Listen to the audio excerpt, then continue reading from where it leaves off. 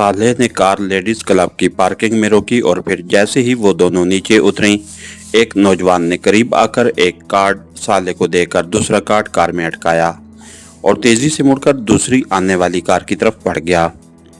यहाँ औरतों के साथ साथ खासी तादाद मर्दों की भी थी, लेकिन मर्दों का दाखिला स्पेशल हॉल्स में ना हो सकता था।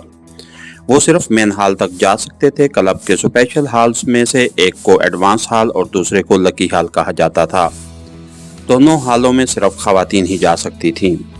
एडवांस हॉल में औरतें एक लिहाज से मादरे पिदर आज़ाद हो जाती थीं। वो कुछ औरतें ऐसा ना करती थीं, लेकिन उनकी तादाद खासी कम थी। जबकि लकी हॉल में हर किस्म के जुए के इंतजामात थे और औरतें बड़े ज़ौक़ शौक़ से लकी हॉल में अपनी पसंद के लिहाज से जुआ खेलती थीं। जोलिया और सालेह दोनों मेन हॉल में दाखिल हुई, जहां औरतें और मर्द शराब पीने और खाना खाने में मसरूफ थे। एक तरफ काउंटर था जिसके पीछे 4 खूबसूरत लड़कियां मौजूद थीं और आने जाने वाली औरतों के पूछने पर उनकी रहनुमाई करती थीं। क्लब की मालिका और जनरल मैनेजर लेडी जोन्स का ऑफिस दूसरी मंजिल पर था। जोलिया और सालेह काउंटर पर पहुंची तो एक लड़की ने मुस्कुराते हुए उनकी तरफ देखा। जी फरमाइए, मैं आपकी क्या खिदमत कर सकती हूँ? लड़की ने कारोबारी अंदाज में मुस्कुराते हुए कहा। लेडी जोन्स ऑफिस में मौजूद है या नहीं? जोलिया ने कहा। जी मौजूद हैं, काउंटर गर्ल ने उसी तरह मुस्कुराते हुए जवाब दिया। हमने उनसे मिलना है। मेरा नाम जोलियाना है और ये मेरी साथी है सालेह और हमारा ताल्लुक स्पेशल पुलिस फोर्स से है।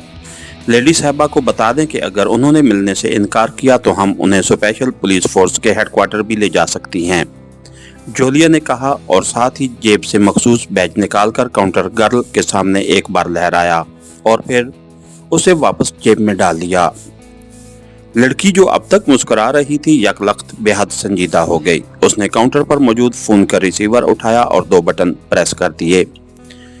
लाउडर भी ऑन कर दो, जोलिया ने खुश्क लहजे में कहा तो लड़की ने इस बात में सर हिलाते हुए लाउडर का बटन प्रेस कर दिया।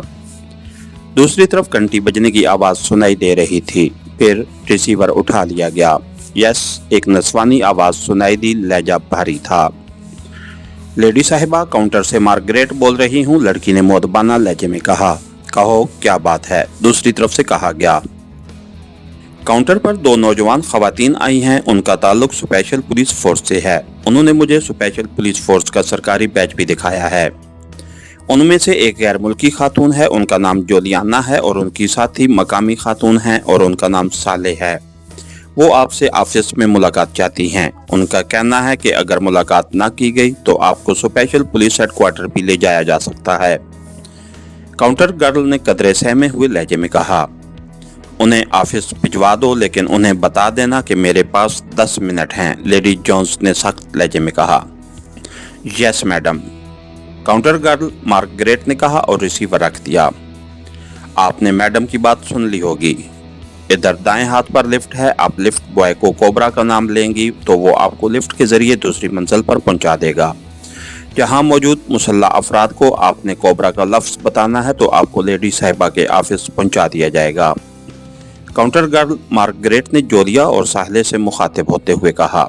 ओके, थैंक यू, जोलिया ने कहा और फिर वो लिफ्ट के जरिए दूसरी मंजिल पर पहुंच गई। वहां मशीन गन्नों से मुसल्ला 4 बदमाश नुमा अफराद मौजूद थे। जैसे ही वो आगे बढ़े तो जोलिया ने कोबरा का कोड बताया तो वो तेजी से पीछे हट गए। आइए मैडम, इधर ही हैं लेडी साहिबा का ऑफिस, एक मशीन गन बरदार ने कहा और फिर वो एक बंद दरवाजे के सामने पहुंच गए। जोलिया ने दरवाजे को दबाया तो वो खुलता चला गया और जोलिया और उसके पीछे सालेह अंदर दाखिल हुई।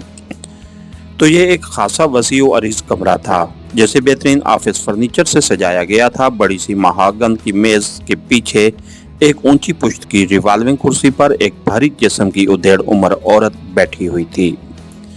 वो गैर मुल्की थी, गालबन अग्रेमियन नजात थी। जोलिया और सालेह के अंदर दाखिल होने पर वो कुर्सी से उठ खड़ी हुई थी। अरे सालेह, क्या तुमने पुलिस ज्वाइन कर ली है? लेडी जोन्स ने सालेह को देखते ही हैरत भरे लहजे में कहा। नहीं, मैं जोलियाना की दोस्त हूँ। उन्होंने सरकारी तौर पर तुमसे मालूमात हासिल करना थी और पुलिस का अंदाज तुम जानती हो क्या होता है, इसलिए मैं साथ चली आई, सालेह ने कहा और फिर तीनों ने एक दूसरे से मुसाफे किया और जोलिया और सालेह दोनों मेज की साइड पर मौजूद कुर्सियों पर बैठ गईं, जबकि लेडी जोन्स वापस अपनी मखसूस कुर्सी पर बैठ गई। क्या पियोगी? लेडी जोन्स ने इंटरकॉम की तरफ हाथ बढ़ाते हुए कहा। हम ड्यूटी पर हैं इसलिए कुछ नहीं, जूलिया ने सपाट लहजे में कहा। और तुम? लेडी जोन्स ने साले की तरफ देखते हुए कहा। बाद में देखूंगी, तुम्हारे पास वक्त नहीं है और हमारे पास भी, इसलिए पीने पिलाने का काम मुलतवी कर दो, साले ने कहा। लेकिन मिस जोलियाना, आप गैर मुल्की हैं, शायद स्विस नजाद हैं, फिर आप यहाँ की स्पेशल पुलिस फोर्स में कैसे शामिल हो गईं? लेडी जोन्स ने मुस्कुराते हुए कहा। स्पेशल पुलिस फोर्स में तमाम कारआमद लोग रखे जाते हैं, जोलिया ने मुंह बनाते हुए कहा। ओके, अब बताओ कि तुम मुझसे क्या चाहती हो, मैं क्या खिदमत कर सकती हूँ। अलबत्ता तफसील में जाने से पहले ये सुन लो कि मैं कानून और हुकूमत से ताउन करना अपना फर्ज समझती हूँ। बेशक साले और उसके वालिद से पूछ लो, लेडी जोन्स ने कहा। एक ग्रेटलैंड नयाद लड़की जेनी गार्शा तुम्हारे क्लब में रहती रही है, उसके बारे में मालूमात हासिल करना है, जोलिया ने कहा। ओह, तो ये बात है। चंद रोज पहले सेंट्रल इंटेलिजेंस के इंस्पेक्टर आए थे, वो भी गार्शा के बारे में पूछ रहे थे। मैंने उन्हें भी यही बताया था और तुम्हें भी बता रही हूँ कि गार्शा, जिसका पूरा नाम जेनी गार्शा है, वो मेरे वालिद के एक गहरे दोस्त वाल्टर की बेटी है। हमारे आपस में खानदानी ताल्लुकात रहे हैं। जेनी गार्शा यहाँ आई और उसने मुझे बताया कि वो पाकेशिया के पहाड़ी इलाकों की सैर करना चाहती है, जिस पर मैंने उसे वेलकम कहा और फिर एक गाइड देकर पहलगाम भिजवा दिया।